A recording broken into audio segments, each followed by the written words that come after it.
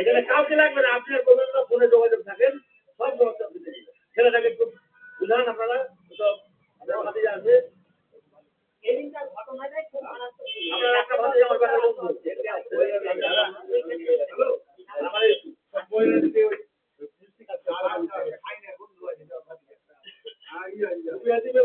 আপনি যাবেন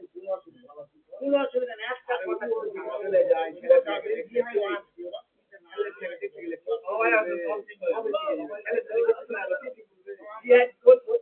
আমার মনে